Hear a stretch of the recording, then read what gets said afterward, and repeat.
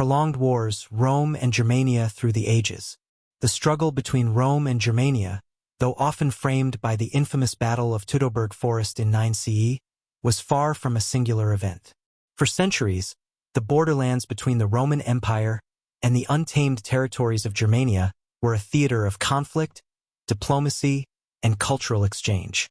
This epic tale stretches beyond battles, encompassing the resilience of two civilizations locked in a protracted dance of hostility and begrudging respect. Prologue: a boundary of blood and pride. The Rhine River, Rome's northern frontier, became a symbolic and literal boundary. To the south, the ordered roads, aqueducts, and cities of the Roman Empire flourished. To the north, the dense forests of Germania stretched endlessly, sheltering tribes fiercely protective of their independence. For both sides, the border was more than a line on a map. It was a battleground of identity. To Rome, Germania represented the unconquerable wilderness that mocked its ambition. To the tribes, Rome was a looming shadow, a threat to their way of life. The wars between them would be fought not just with swords but with ideals, strategies, and endurance. Chapter 1: Aftermath of Teutoburg. The catastrophic loss of 3 legions in the Teutoburg forest reshaped Roman strategy. Emperor Augustus, deeply shaken, declared the Rhine to be the empire's permanent northern boundary. Yet this retreat did not end Rome's ambition to subdue the tribes beyond. Under the reign of Tiberius, his successor, the Roman general Germanicus launched retaliatory campaigns, 14 to 16 CE. Villages were burned, and tribes were scattered, but Germania remained unconquered. Germanicus retrieved 2 of the lost legionary standards, a symbolic victory that Rome celebrated with parades, though the reality was far less triumphant.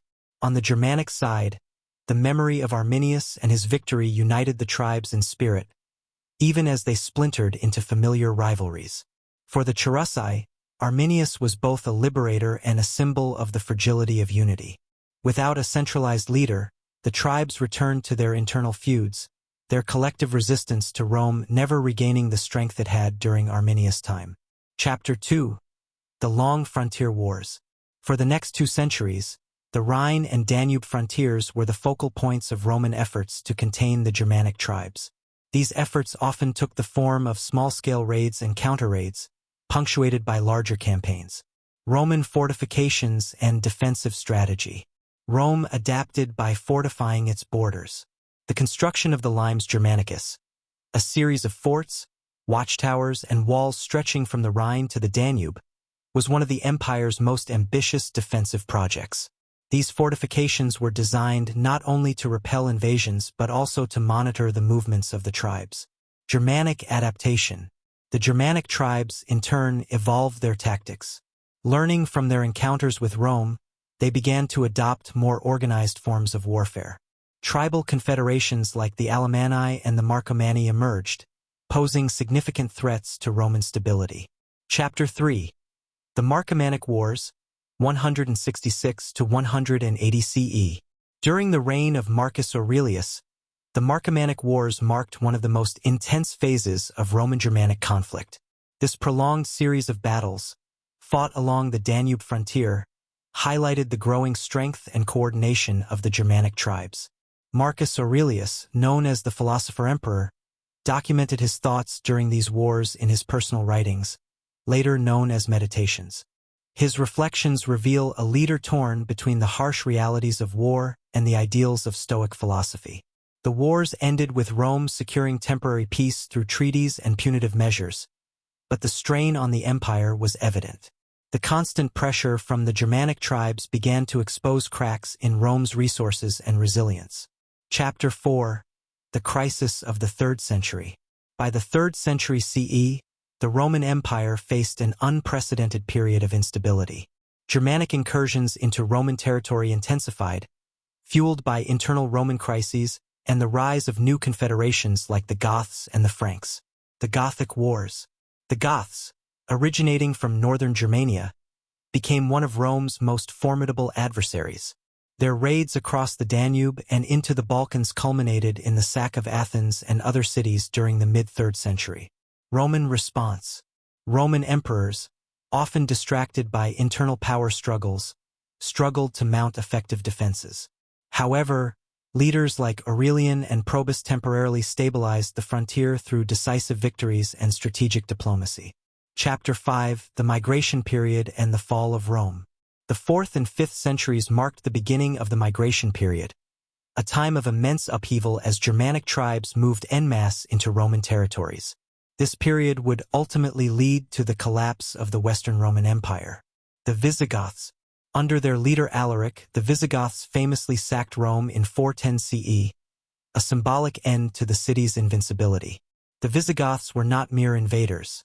They sought integration into Roman society, but repeated mistreatment by Roman officials drove them to rebellion. The Vandals. The Vandals crossed into North Africa, where they established a kingdom and eventually sacked Rome in 455 CE, further eroding the empire's prestige. The fall of the Western Empire. By 476 CE, the Western Roman Empire had disintegrated, its territories divided among Germanic kingdoms. The Eastern Roman Empire, later known as the Byzantine Empire, would endure, but the legacy of Rome in the West now rested in the hands of the very tribes it had sought to conquer. Chapter 6: Legacies of Conflict. The prolonged wars between Rome and Germania left deep marks on both civilizations. For Rome, the Germanic tribes became both its nemesis and its inheritors. Many Germanic leaders adopted Roman customs, laws, and Christianity, blending the two cultures into a new European identity. For Germania, the conflicts forged a sense of identity and resilience. The tribal independence that had repelled Roman conquest became a defining characteristic, influencing the political landscape of medieval Europe. Epilogue: The songs that echo through time. The story of Rome and Germania is one of persistence and adaptation. Their prolonged wars were not merely clashes of armies but of ideologies, cultures, and ways of life. Today, the echoes of their struggles can be seen in the foundations of modern Europe. The Roman roads, laws, and traditions intertwined with the Germanic emphasis on freedom and kinship created a complex tapestry that endures. The Rhine, once a boundary of blood and pride, is now a river of unity in the heart of Europe, a testament to. Chapter 7: The Birth of Medieval Europe. With the fall of the Western Roman Empire in 476 CE, the power dynamics between the remnants of Rome and the Germanic tribes shifted dramatically. What followed was not just the end of an empire but the beginning of a new chapter in European history, shaped by the legacies of both. Germanic kingdoms rise. The vacuum left by Rome's collapse was quickly filled by the Germanic tribes who had once fought against its dominance. The Visigoths established themselves in Hispania, the Ostrogoths in Italy, and the Franks in Gaul. These kingdoms, while Germanic in origin, carried strong Roman influences in their governance and culture. The Franks, under King Clovis I, played a pivotal role in merging Roman and Germanic traditions. By converting to Christianity in 496 CE, Clovis aligned his kingdom with the Church, which had become one of the most enduring institutions of the Roman legacy. This act set the stage for the Carolingian Empire centuries later, an entity that would claim to revive the Roman imperial ideal. The Roman Church and Germanic faith. The cultural blending extended to religion. Christianity, which had taken root in the Roman Empire, spread among the Germanic tribes. However, the process was not without conflict. Many tribes initially followed Arian Christianity, a variant deemed heretical by the Roman Church, leading to tensions between the Church and Germanic rulers. Over time, the Germanic kingdoms adopted Nicene Christianity, integrating Roman religious structures into their societies. The Christianization of the tribes marked a significant cultural shift, as Roman and Germanic traditions intertwined to form the foundations of medieval Europe.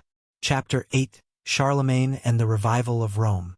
In 800 CE, Charles the Great, better known as Charlemagne, was crowned Holy Roman Emperor by Pope Leo III. This event symbolized the enduring influence of Rome, even centuries after its fall. Charlemagne's empire encompassed vast territories once ruled by Rome, including parts of modern Germany and France. Charlemagne saw himself as a unifier of the fragmented Germanic tribes, using both military force and religious conversion to solidify his rule. His campaigns against the Saxons, one of the last major pagan Germanic groups, were brutal but effective. Over 30 years of warfare culminated in the forced Christianization of the Saxons, further embedding Roman Christian culture into the Germanic world. The Carolingian Renaissance, a cultural and intellectual revival under Charlemagne's reign, drew heavily from Roman traditions. Latin became the language of administration and scholarship, and Roman law influenced the legal systems of his empire. Charlemagne's rule marked the height of the fusion between Roman and Germanic legacies, even as it sowed the seeds of future conflicts. Chapter 9. The Holy Roman Empire and German Identity. The Holy Roman Empire, established in 962 CE under Otto I, represented the formal continuation of Roman traditions in Germanic lands. The empire's name itself reflected a deliberate effort to connect its legitimacy to the grandeur of Rome. However, it was neither Holy Roman nor a true empire. It was a patchwork of semi-autonomous principalities and kingdoms bound by a shared heritage. Germanic freedom versus imperial authority.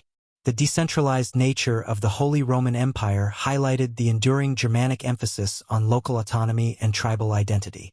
This tension between central authority and regional independence became a defining feature of Germanic lands, contrasting sharply with the centralized governance of Rome. The Church as a mediator. The Roman Catholic Church played a crucial role in uniting the empire's disparate elements.